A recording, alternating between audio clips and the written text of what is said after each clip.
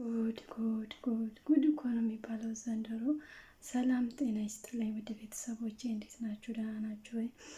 እኔ ደህና ነኝ። እናንተም በያላችሁበት ሰላማችሁ ብዝት ይበልልኝ። ዛሬ እንግዲህ እንደተለመደው የሚገርም ቪዲዮ ይዤላችሁ መጥቻለሁ። እኔን እንደገረመኝ እናንተንም ይገርማችኋል ብዬ ተስፋ አደርጋለሁ። ምክንያቱም አሁን ምን አይነት ጊዜ ላይ እንደደረሰን በይፋ ሰው ጉዱን የሚያወራበት ጊዜ ላይ መድረሳችን በጣም አሳዛኝ ነው።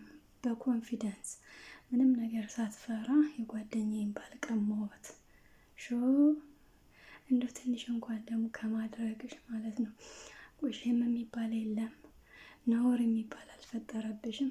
አዎ ቀምቼዋለሁ። ለምን ቀማሹ ብላ ሀቢባ ስትጠይቃት ስለወደድኩት። እንግዲህ እኔ እኮ በቀደም ብዬ ነበረ ዘንድሮ ጓደኛ የለም፣ ጓደኛ ሳይሆን ምቀኛ ጉደኛ ነው ያለው ያልኳችሁ እኮ። እኔ ወድጄ አይደለም። ሊኖርም ይችላል እርግጥ አሉ ስንት ጓደኞች ታማኝ ከቤተሰብ የሚበልጡ ደግሞ ጓደኞች አሉ። በዚህ አጋጣሚ ደግሞ ይኸው እንደዚህ አይነት ጓደኛ አለች። በኮንፊደንስ የጓደኛዬን ባል ስለወደድኩት ቀማዋት። ወንድየውስ ምን አይነት ነው? ያኔ ሱቃ ነው የሚቀማ። መጀመሪያውንም ይችን አይፈልጋትም ነበረ እንጂ ነገሩ አሁን ጊዜ እኮ ወንዶቹም ሆኑ ሴቶቹም ከባድ ጊዜ ሆነዋል። እኔ በጣም የገረመችኝ ስታወራ ማለት ነው የሆነ ጸጸት እንኳን የለባትም በማድረጉ። ያኔ እንደ ጀብዱን የቆጠረችው ሰው አሁን ትልቅ ተአምር ተሰርቶ እንዴት ነው በጀብዱ በኮንፊደንስ የምትናገሩት? ሰው እንደዛው በቃ በኮንፊደንስ ቀማሁት። ነውር አይደለም? ምን ነውር ነው? ከወደድኩትስ እኔ ልሙት? አረ ድብን በይ። አራት እግርሽ ወደ ላይ ስቀይ ስቀልሽና ችጋራም ወንድ አልጠፋ ኢትዮጵያ ላይ ወንድ በሽ ነው።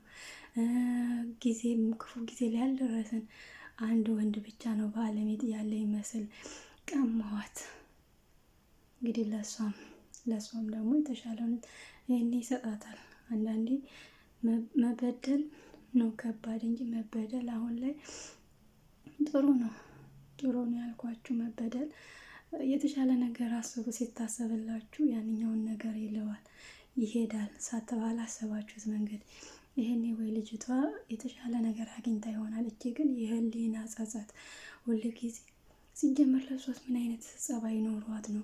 ምን አይነት እርግጠኛ ነኝ እሱም እኮ በለዋ ላይ እንጂ ከጓደኛዋ እንደቀማች እሱም በለው ላይ ይሄኔ ስንት ተአምር ተሰርቶባታል።